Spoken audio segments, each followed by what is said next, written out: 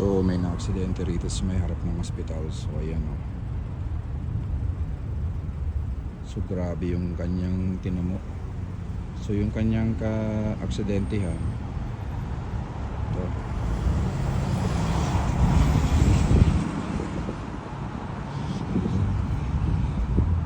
I think there's a police over there no? Like if you saw it, it's totally ruined.